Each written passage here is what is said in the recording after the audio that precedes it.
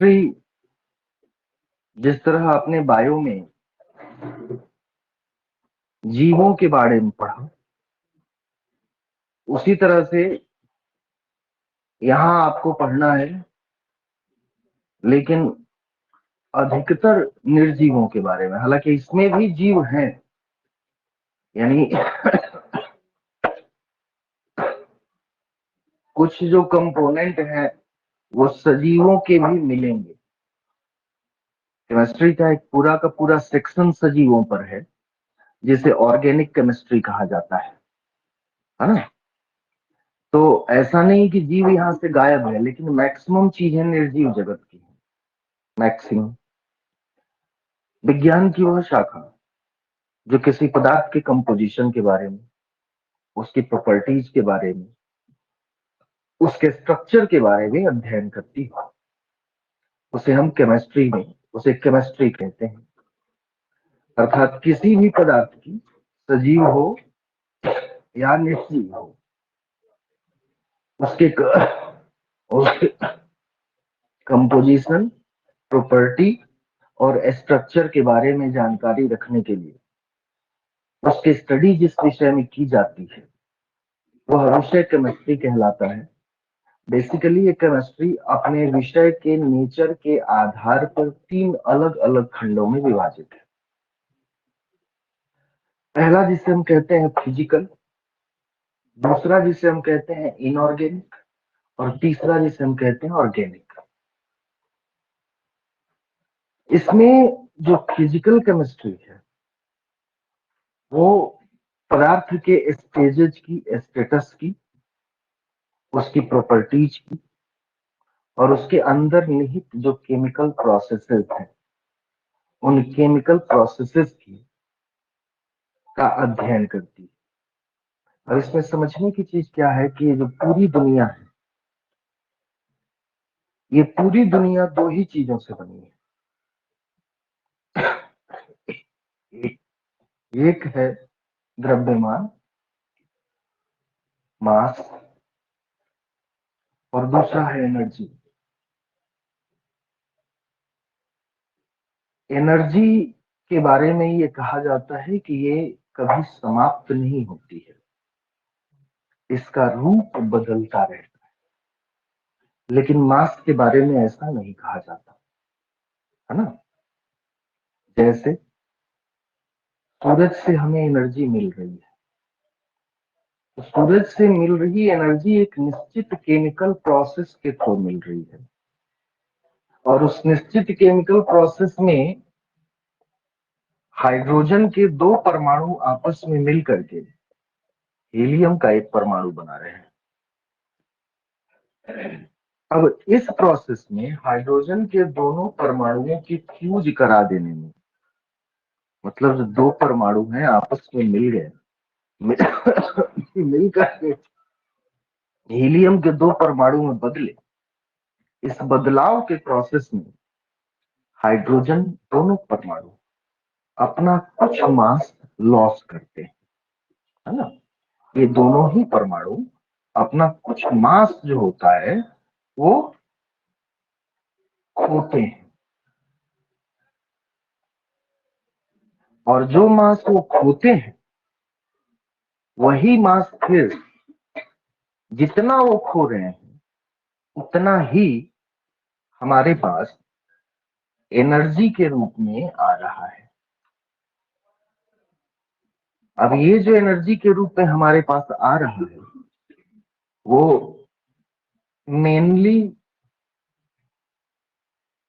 Light के रूप में आ रहा है,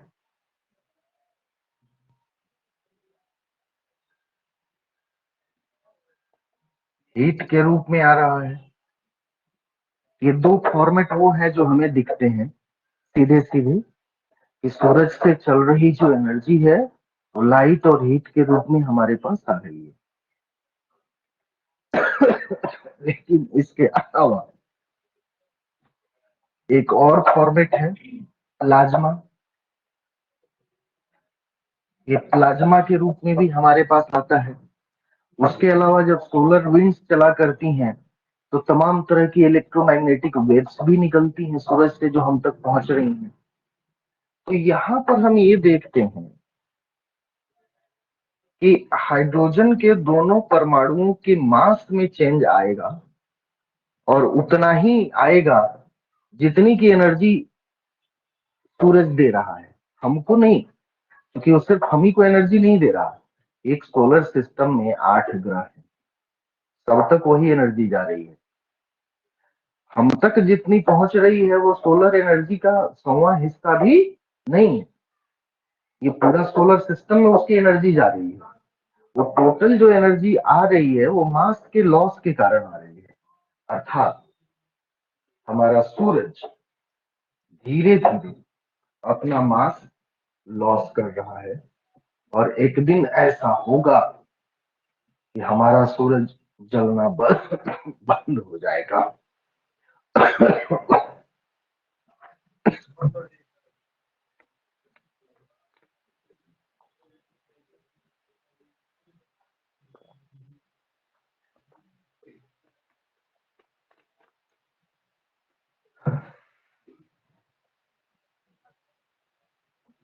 अब एक दिन ऐसा होगा कि हमारा सूरज बंद हो जाएगा, चुप हो जाएगा, बुझ जाएगा। जिस दिन बुझेगा उस दिन उसका मास उतना नहीं होगा जिस दिन बना था उतना था। मास में चेंज आता है लेकिन एनर्जी में चेंज नहीं आता। हमारे जो भी साइंटिस्ट हैं उनकी कोशिश ये है कि किसी तरीके से वह चीज खोजी जाए जिससे विभिन्न वस्तुओं में अलग अलग मास का डिस्ट्रीब्यूशन हुआ। ये धरती और ये पूरी दुनिया जो बनी है, ब्रह्मांड जो बना है, इस बनने का एक प्रोसेस रहा है। उस प्रोसेस में ये जितने हजार बिलियंस ऑफ बिलियंस स्टार्स हैं, भाई उसमें का एक स्टार हमारा सूरज है, उसकी इतनी फैमिली, बिलियंस ऑफ बिलियंस है, सबकी अपनी अपनी फैमिली है। उसी तरह से हम और हमारा ज्ञान हमारे आस पड़ोस की कुछ चीजों का है बस। एग्जैक्ट में हम सूरज को भी बहुत नहीं जानते, हमसे बहुत दूर है। और दूसरी जो समझता है कि उसके करीब भी हम नहीं जा सकते। एक हनुमान जी गए थे, हाँ, अब उसके बाद कोई अभी वैसा साइंटिस्ट पैदा नहीं हुआ जो वहां तक जा पाए, है ना। तो हमें अपने अड़ोस पड़ोस का, जैसे चांद का, मंगल का, शुक्र का, यही कुछ थोड़ा बहुत ज्ञान है, और इस ब्रह्मांड का अनंत विस्तार है। हाँ, L1 छोड़ा गया नहीं है, छोड़ा जाना है। उस पर अभी काम, हाँ, वो ऐसा नहीं कि सूरज पर जाएगा। जैसे हम सूरज का चक्कर लगा रहे हैं, वो थोड़ा हमसे और नजदीक जाके सूरज का चक्कर लगाएगा, थोड़ा और नजदीक से अध्ययन करेगा बस। वहां जाएगा तो सूरज से जो एनर्जी निकल रही है वो 10 लाख डिग्री सेंटीग्रेड की हुआ करती है। तो पहले तो हमें वैसा कोई मेटल आविष्कार करना होगा जो उतना हीट बर्दाश्त कर ले।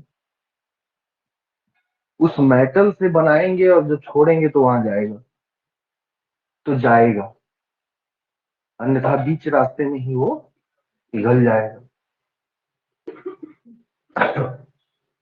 तो वैज्ञानिकों की ये कोशिश है कि उस प्रक्रिया को समझें हम, जिसने हमारे धरती को भी एक मास दिया, सूरज को भी एक मास दिया, और इस तरह से पूरे ब्रह्मांड की रचना अलग अलग पिंडों से हुई, और उन अलग अलग पिंडों में अलग अलग मास का डिस्ट्रीब्यूशन हुआ। वह क्षण जो कि सुपर एक्सप्लोजन हुआ, उस एक्सप्लोजन के बाद ये दुनिया जो एक जगह थी अलग अलग गैस के गोले में टूट गई। तो वो चीज कौन सी थी जिसने कि हर बॉडी को एक अलग मास दिया? वो क्या था? वैज्ञानिक उसकी खोज में लगे हैं कि वो क्या चीज थी। अगर वो हम जान लें, उस तक हम पहुंच जाएं, तो जो हम कहते हैं भगवान, वह भगवान हमारे पास होगा, या हम भगवान होंगे, क्योंकि तब हमें ये बात समझ में आ जाएगी कौन है। हाँ? क्या है? आ जाइए, आइए।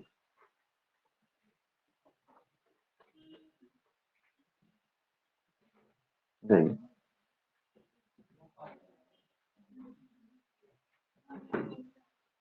अब उसकी खोज वैज्ञानिकों ने करनी शुरू की है, और उसे एक नया नाम दिया है, हिग्स बोसॉन, या गॉड पार्टिकल। जिस दिन वैज्ञानिक उस गॉड पार्टिकल को खोज लेंगे, ये वो पार्टिकल होगा जिसने कि सभी वस्तुओं में अलग अलग मास डिस्ट्रीब्यूट किया होगा। इस पर काम आगे चल रहा है, उस पर भी हम बात करेंगे थोड़ी देर आगे। तो इस प्रत्येक चीज, इस ये पूरा जो ब्रह्मांड बना है, उस ब्रह्मांड के बनने में अद्भुत चीज ये है कि जो भी चीज है वो बनी है किस चीज से? तो इलेक्ट्रॉन, प्रोटॉन, न्यूट्रॉन, है ना भाई? किसी किसी भी मॉलिक्यूल का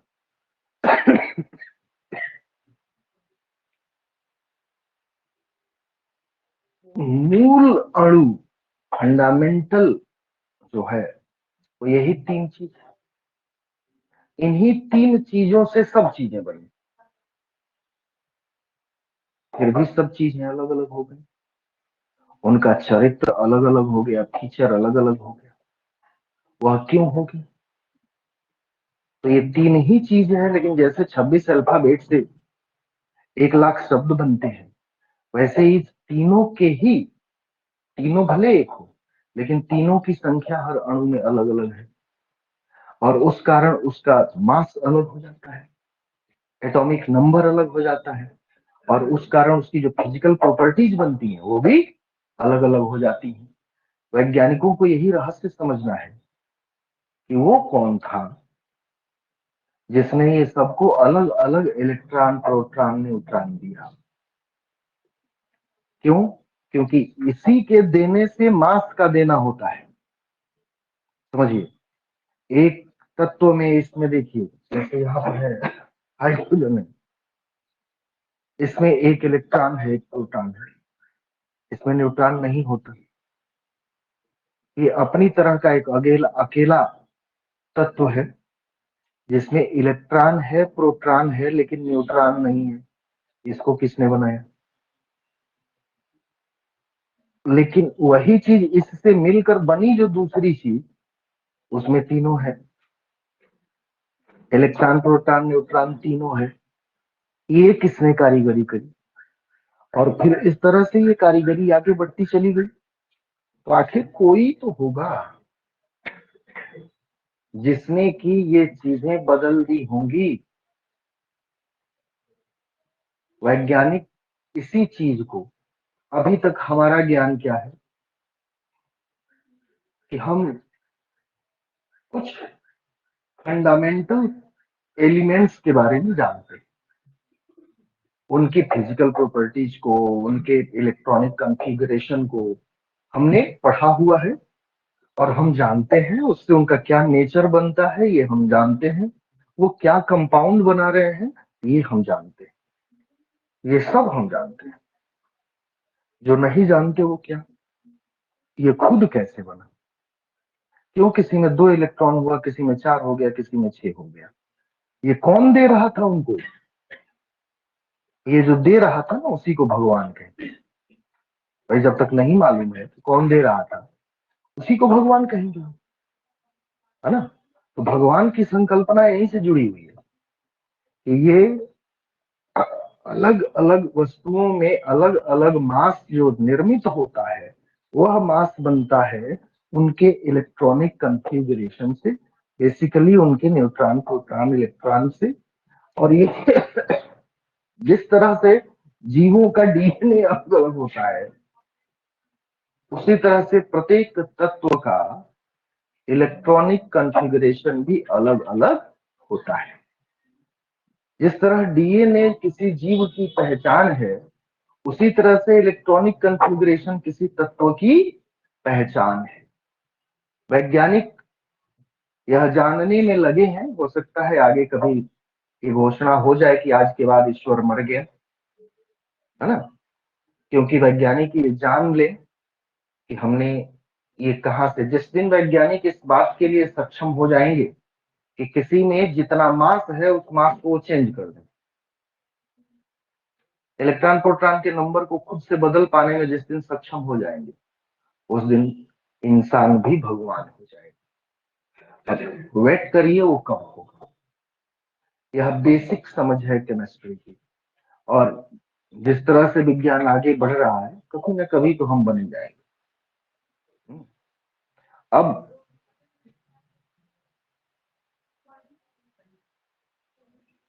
तीन चीजें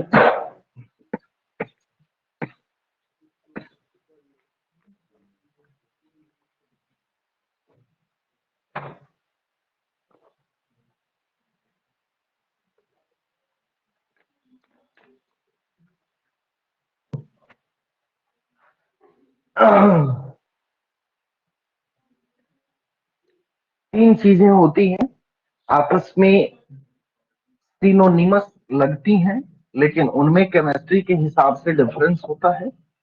उस डिफरेंस को हम समझेंगे। पहली चीज है मैटर।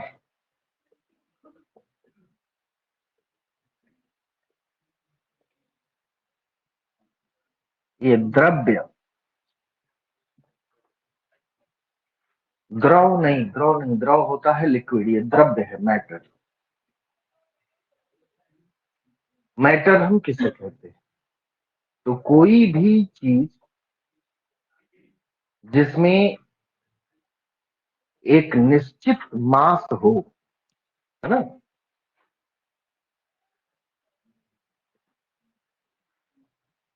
एक निश्चित मास हो और वो कुछ जगह घेरती हो, यानी उसका कोई शेप हो, है ना, कोई जगह घेरती हो, एक निश्चित मास हो।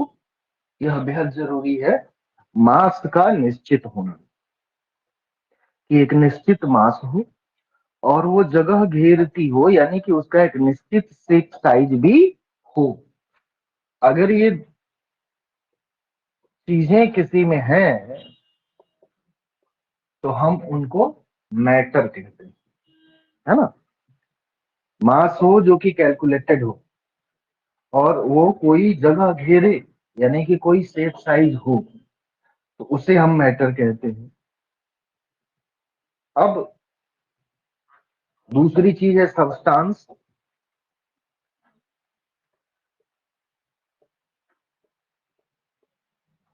या जिसे हम कहते हैं पदार्थ।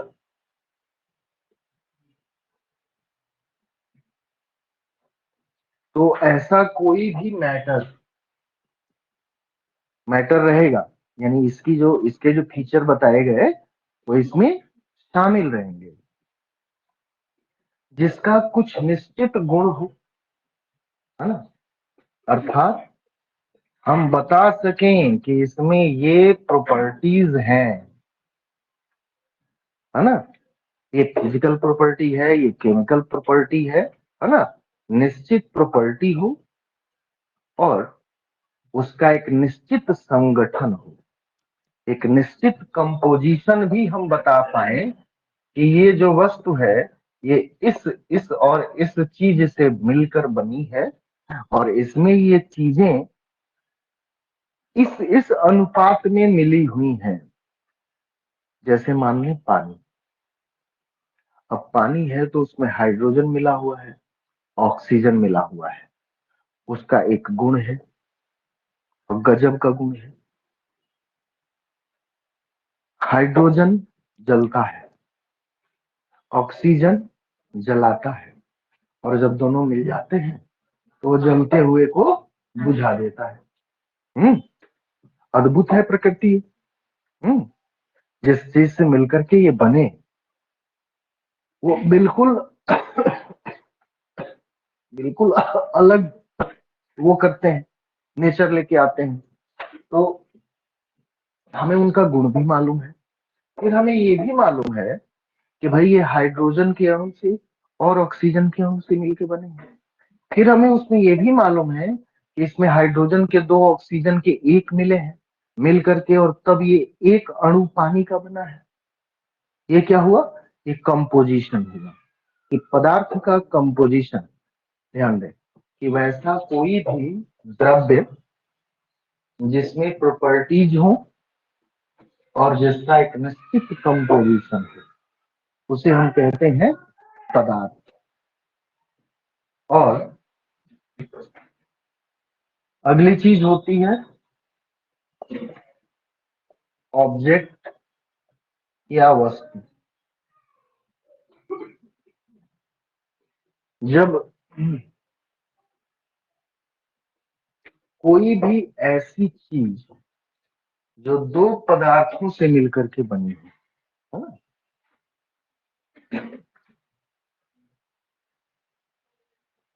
सबस्टांस प्लस सबस्टांस, दो पदार्थों से मिलकर बनी उस बनी संरचना को हम वस्तु कहते हैं।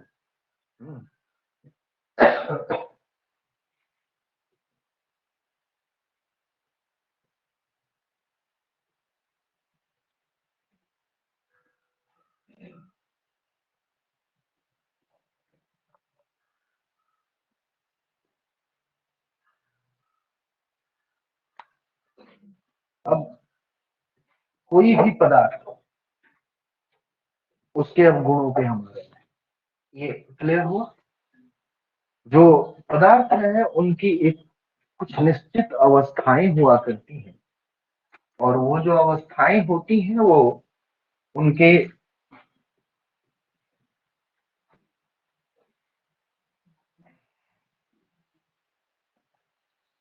आमतौर पे हम बचपन से पढ़ते आए हैं कि किसी भी पदार्थ की तीन अवस्थाएं होती या हो सकती हैं, सॉलिड, लिक्विड और गैस। ये तीन होती हैं, और अभी भी तीन ही होती हैं। हमारी विजिबल आंखों से जो अवस्थाएं दिखती हैं वो तीन ही। लेकिन अब वैज्ञानिकों ने पदार्थों की अवस्थाओं को तीन से बढ़ा करके छह कर दिया है। चार नहीं, छह। पदार्थ की छह अवस्थाएं खोज ली गई। हालांकि वो बाकी तीनों अवस्थाएं हमारी आंखों से विजिबल आज भी नहीं। विजिबल संसार में तीन ही अवस्थाएं होती हैं, सॉलिड, लिक्विड और गैस। सॉलिड, लिक्विड और गैस, पहले थोड़ा सा, ये हालांकि बहुत वो नहीं है लेकिन फिर भी थोड़ा सा,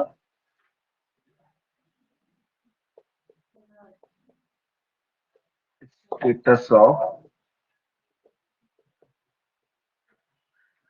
सबस्टांसेस, पदार्थों की अवस्थाएं।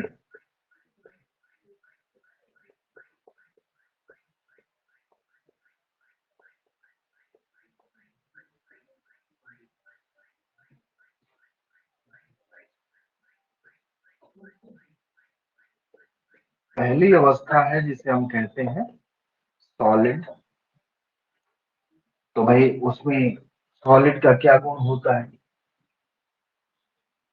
कि जिसमें आकार और आयतन दोनों निश्चित हो। हाँ,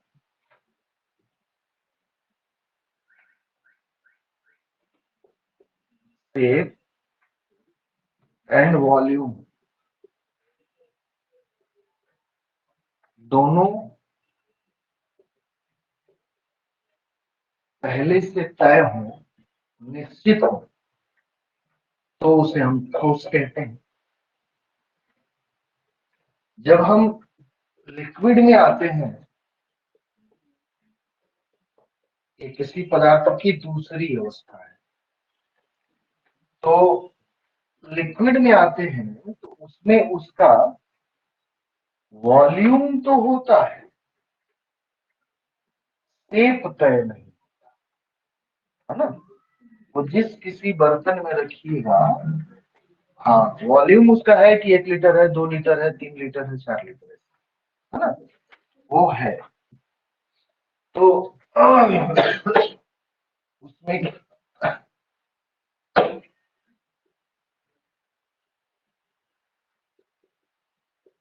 शेप अनसर्टेन होता है, लेकिन वॉल्यूम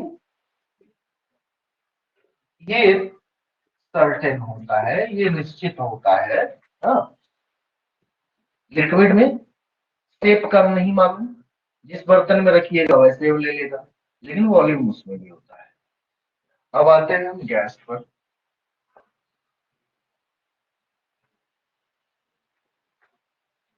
गैस में क्या है कि ना इसका शेप तय है, ना इसका वॉल्यूम तय है ना, दोनों में कोई चीज तय नहीं।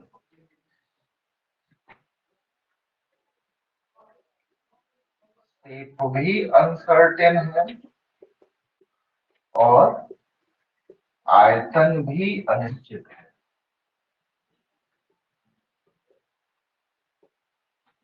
अब ये जो तीन अवस्थाएं हमें दिखती हैं, ये दिखने वाली अवस्थाएं हैं, है ना। कुछ गैसेज भी हमें दिखती हैं। ये तीनों अवस्थाओं में परिवर्तन क्यों आया, अर्थात ये एक ही पदार्थ की तीन अवस्थाएं हैं। दुनिया में कोई ऐसा पदार्थ नहीं है जो इन तीन में कम से कम दो अवस्थाओं में न बदल सकता। तीनों जरूरी तो नहीं, कुछ पदार्थ ऐसे होते हैं जो कि सॉलिड से सीधे गैस में बदल जाते हैं, है ना। कुछ, लेकिन वो भी नियम नहीं, अपवाद है। वास्तविक स्थिति ये है कि हर पदार्थ जो आज सॉलिड दिख रहा है उसे हम लिक्विड में कन्वर्ट कर सकते हैं, और हर लिक्विड को हम गैस में कन्वर्ट कर सकते हैं, और हर गैसियस आइटम को फिर से लिक्विड और सॉलिड में बदला जा सकता है। अर्थात ये सारा खेल किस चीज से तय होता है, पदार्थ को दिए गए टेम्परेचर। जैसे जैसे टेम्परेचर बढ़ाते जाओगे, पदार्थ की अवस्थाएं वैसे वैसे बदलती चली जाएंगी। जैसे जैसे टेम्परेचर घटाते जाएंगे, पदार्थ की अवस्थाएं उसी तरह से इनवर्सली बदलती चली। ये मुख्य आइटम है जो पदार्थ की अलग अलग अवस्थाओं का जिम्मेवार है। क्या? टेम्परेचर, है ना। कि टेम्परेचर बढ़े तो सॉलिड लिक्विड में, लिक्विड गैस में बदल जाएगा। टेम्परेचर घटे, एग्जाम्पल लेके लें कि टेम्परेचर बढ़े तो सॉलिड लिक्विड में, लिक्विड गैस में बदल जाएगा। कोई भी, मतलब कोई भी चीज आप ले सकते हो, इसमें कोई वो नहीं है। मोम है सॉलिड में, टेम्परेचर बढ़ाइए पिघलेगा, पहले वो पिघल के लिक्विड बनेगा, फिर लिक्विड के बाद और टेम्परेचर बढ़ाइए, गैस के रूप में बदल जाएगा। अगर सब गैस को कहीं कलेक्ट करते हो,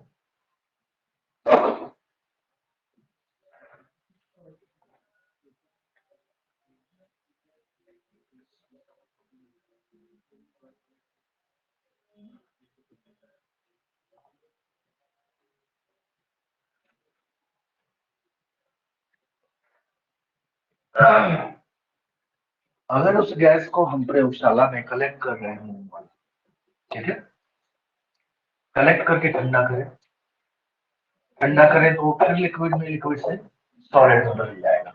और ऐसा सिर्फ गैस वो मोम के साथ ही नहीं होगा, सब वस्तुओं के साथ होगा। हालांकि एक तत्व तो और होता है जो पदार्थ की अवस्थाओं को बदलता है ना, तो वो है प्रेशर। प्रेशर के जरिए भी पदार्थ की अवस्थाओं में परिवर्तन आ जाता है ना। प्रेशर भी वही काम करता है, जब किसी वस्तु पर प्रेशर बढ़ाया जाता है तो उसके अणुओं के बीच का जो इंट्रामोलिकुलर स्पेस वो कम होता है। वो जो इंट्रामोलिकुलर स्पेस कम होता है तो वो अणु आपस में टकराते हैं, टकराते हैं तो रगड़ बढ़ती है ना। जैसे जैसे इंट्रामोलिकुलर स्पेस कम होता जाएगा, पदार्थ की अवस्थाएं अपने आप बदलती चली जाएंगी। गैस में क्या है, उसके अणु आपस में दूर दूर तक चिपके हुए हैं। फिर अगर हम उसको प्रेशराइज करते हैं तो नजदीक आ जाएंगे, तो नजदीक आएंगे तो वो लिक्विड में कन्वर्ट हो जाएंगे। आपके घर में गैस सिलेंडर है, गैस है कि नहीं, आप क्या करते हो, आप उसे हिला के देखते हो तो उसमें पानी जैसा कोई तत्व आपको हिलता हुआ समझ आता है। लेकिन नॉब जब खोलते हो तो क्या उसमें से कोई पानी जैसा तत्व निकलता है? नहीं। क्यों? क्योंकि गैस को एक सर्टेन प्रेशर पर जब हमने प्रेशराइज किया तो वो लिक्विड में बदला हुआ आपके उसमें क्या है। जब हम नॉब खोलते हैं तो जो प्रेशर उस गैस पे डाला गया होता है वो रिलीज होता है। प्रेशर रिलीज हो जाता है तो फिर गैस क्या होती है, अपने गैस के फॉर्मेट में आ जाती है। उसी तरह से कार्बन डाइऑक्साइड ठंडा कर दीजिए, है गैस, ठंडा कर दीजिए बर्फ बन जाएगी, ड्राई आइस के रूप में हो जाएगी। तो ऐसे तमाम एग्जाम्पल हैं, लेकिन इसमें एक प्रश्न पूछना चाहिए कि भाई जब सब टेम्परेचर से ही होना है या प्रेशर से, मेनली टेम्परेचर से, साथ साथ प्रेशर, तो भाई जब ये टेम्परेचर बदल रहा है तो उस हिसाब से हर चीजों की अवस्थाओं में, हर पदार्थ की अवस्था में परिवर्तन आना चाहिए।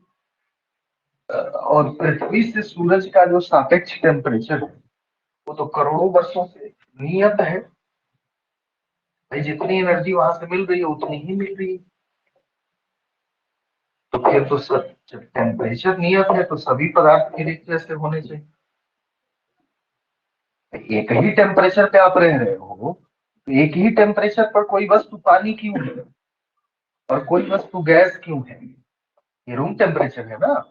इसी रूम टेम्परेचर पे एक वस्तु पानी के रूप में है, एक वस्तु गैस के रूप में है, एक वस्तु सॉलिड के रूप में है, ऐसा क्यों?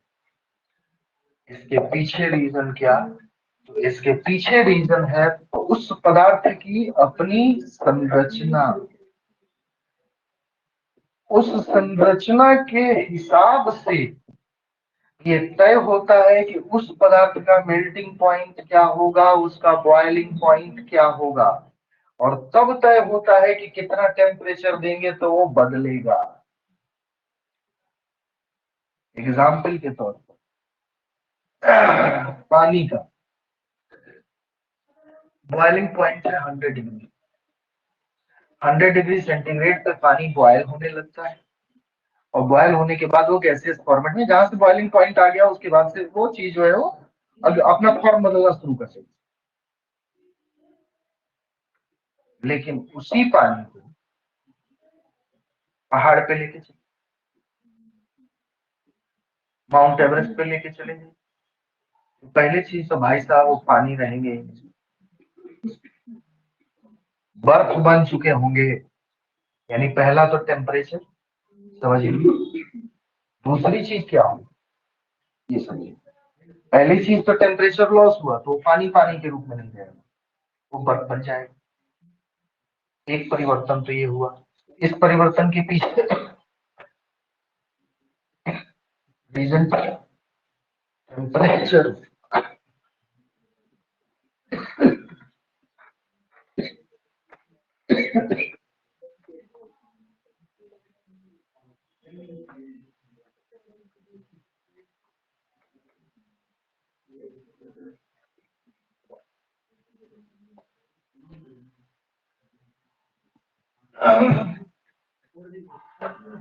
बस इसको किनारे तो लगा दे कम से कम। हाँ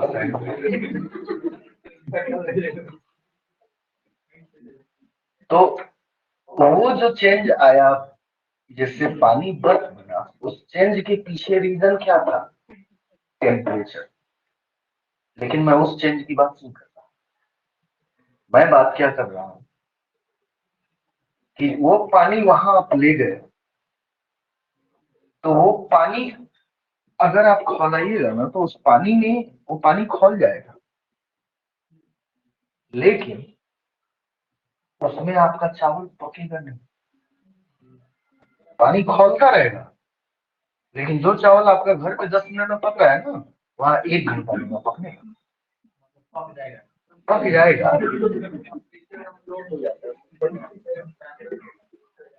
अब समझिए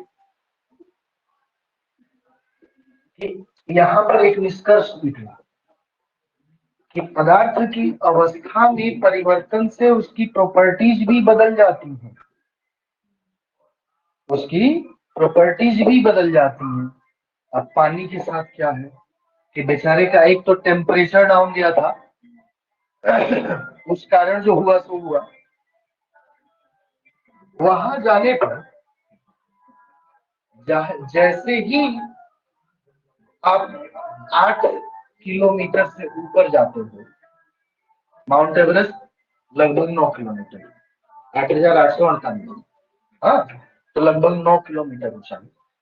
आपका ट्रोपोस्फियर 8 किलोमीटर, यानी ट्रोपोस्फियर से भी थोड़ा ऊपर। सारी गैसें यही है, ऊपर में गैस बिल्कुल कम है, प्रेशर कम हो जाता है। प्रेशर जब कम हो जाता है तो वस्तु का बॉइलिंग पॉइंट भी कम हो जाता है, यानी नेचर चेंज हो जाता है। प्रेशर कम होता है तो वस्तु का बॉइलिंग पॉइंट भी कम हो जाता है। अब बॉइलिंग पॉइंट कम होने का मतलब क्या हुआ समझिए कि पानी को लेकर के रूम टेम्परेचर पर इनको 100 डिग्री सेंटीग्रेड का बॉइलिंग पॉइंट है, ठीक है। लेकिन जब आप इन्हें 8 किलोमीटर ऊपर लेके चले गए ना, तो इनका बॉइलिंग पॉइंट घट जाएगा। और घट जाने का मतलब क्या होगा कि भाई साहब 80 डिग्री सेंटीग्रेड पर ही खोलने लगे। 80 डिग्री सेंटीग्रेड पर ही खोल जाएंगे। तो भाई ये लोग खोल जाएंगे, चावल को 100 ही चाहिए। तो चावल खदकता हुआ दिखेगा लेकिन पकेगा नहीं, क्योंकि चावल को 100 चाहिए। बात समझ में आ रही है? 80 डिग्री पर ही पानी खौलने लगे, अर्थात बॉइलिंग पॉइंट उसका कम हो गया। प्रॉपर्टी उसकी क्या हो गई? चेंज हो गई। इसके अपोजिट प्रेशर कुकर में आप क्या करोगे? प्रेशर कुकर में आपने उसे ऐसे बनाया है कि जो पानी उसमें डाला और जैसे ही भाप बननी शुरू हुई, भाप बिल्कुल निकल नहीं पाती, एयर टाइट वो बर्तन है। प्रेशर बढ़ जाता है। प्रेशर बढ़ जाता है तो परिणाम क्या होता है? बॉइलिंग पॉइंट पानी का बढ़ गया। पानी कहेगा कि हम 100 डिग्री पर नहीं गरमाएंगे। तो ये कहेगा कि अब 100 पे नहीं, हम 120 डिग्री सेंटीग्रेड लेंगे तब गरमाएंगे। तो जब प्रेशर बढ़ेगा तो पानी के गर्म होने का बॉइलिंग पॉइंट, यानी कि 20% एक्स्ट्रा हीट उसको चाहिए अब खौलाने के लिए, यहाँ पर प्रेशर कुकर में। और 20% कम हीट चाहिए उसको पहाड़ पर। इतनी देर से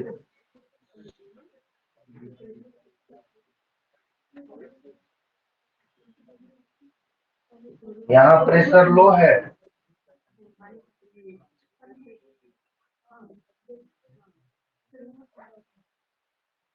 पहाड़ पर प्रेशर लो है और कुकर में प्रेशर हाई है।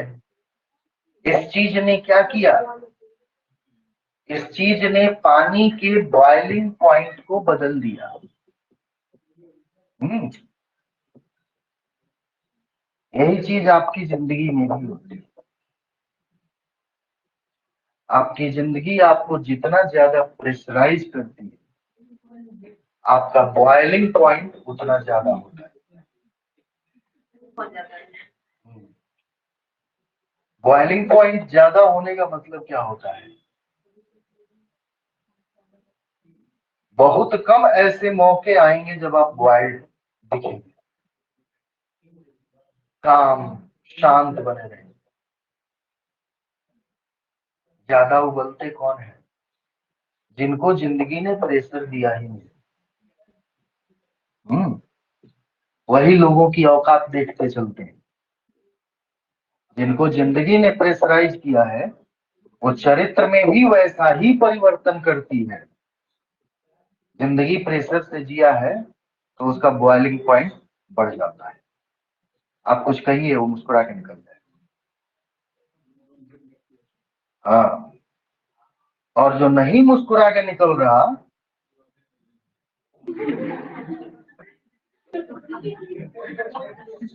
वो उसे जिंदगी ने प्रेशर ही नहीं दिया।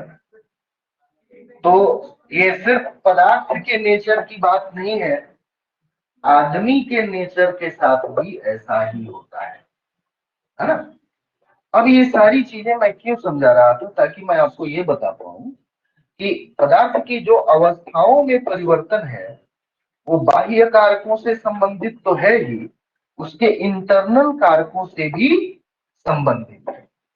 बाहर से चीजें मिलती हैं तो हम बदलते हैं, लेकिन वह बदलाव कितना होता है वह हमारे इंटरनल मास पे डिपेंड करता है। हमारे हम कितना बदलेंगे ये इस बात पे डिपेंड करता है कि हमें हमारे घर वालों ने किस तरह पाला है। इलाहाबाद में मेरे जितने दोस्त थे सब पियक्कड़।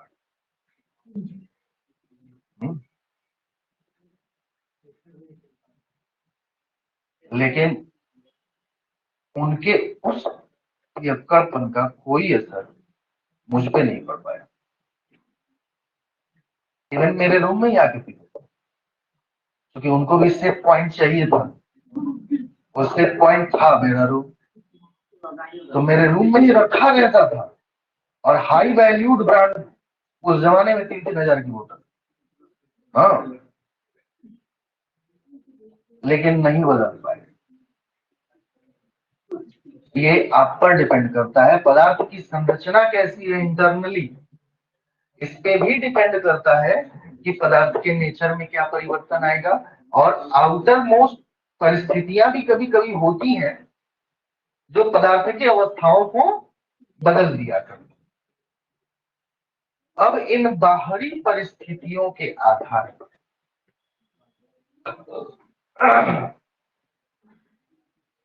बाहरी परिस्थितियों के आधार पर पदार्थ की इन 3 अवस्थाओं के अतिरिक्त जो अवस्थाएं बनती हैं, वो कौन कौन सी होती हैं, इसको समझने।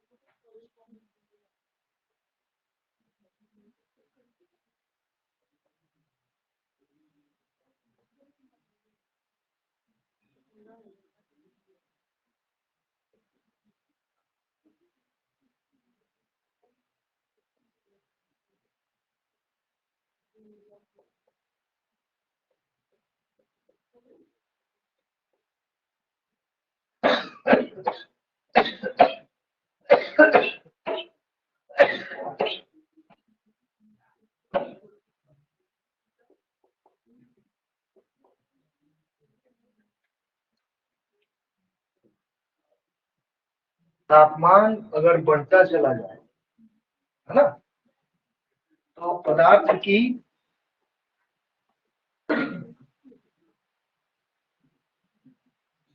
तीन अवस्थाएं जो आप पढ़ चुके,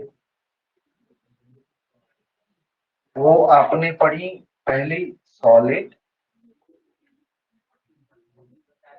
दूसरी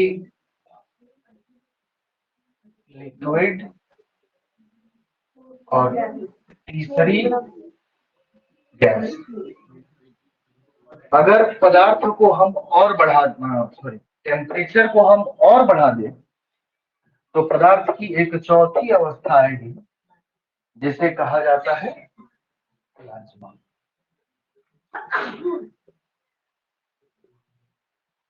ये क्या होता है इस पर हम आज नहीं बात कर पाएंगे। अब इधर चलिए। प्लाज्मा का टेम्परेचर घटाएंगे, गैस बन जाएगा। गैस का टेम्परेचर घटाएंगे, लिक्विड हो जाएगा। लिक्विड का टेम्परेचर घटाएंगे तो सॉलिड हो जाएगा। सॉलिड का घटाने पर भी कुछ होगा क्या? तो जवाब है कि जी हाँ।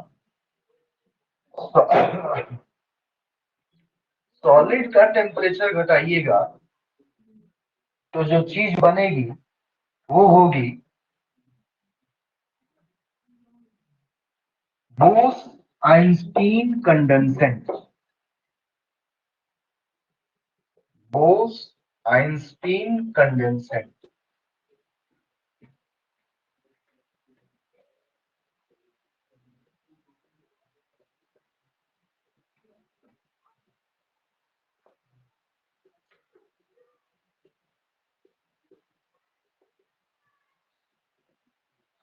अब सॉलिड को घटाया तो ये बना बोस-आइंस्टीन कंडेंसेट।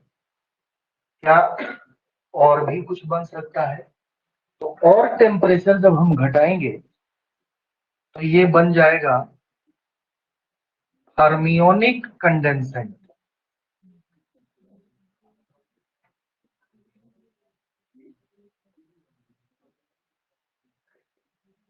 फर्मियोनिक कंडेंसेट। हाँ, ये आपके पास अभी तक ज्ञात पदार्थ की चार अवस्था, 6 अवस्थाएं, है ना, जिसमें ये 3 अवस्थाएं विजिबल फॉर्मेट में है। बाकी जो 3 अवस्थाएं हैं वो विजिबल नहीं है। पहला वाला है फर्मियोनिक कंडेंसेट, दूसरा वाला बोस-आइंस्टीन। इसको अंग्रेजी में लिखिए। इसका, हाँ, इसका हिंदी वो क्या बताएंगे? साइंटिस्ट का नाम है दोनों। हाँ, तो सॉलिड का टेम्परेचर घटाते जाएंगे तो हमको बीईसी और एफसी मिलेगा।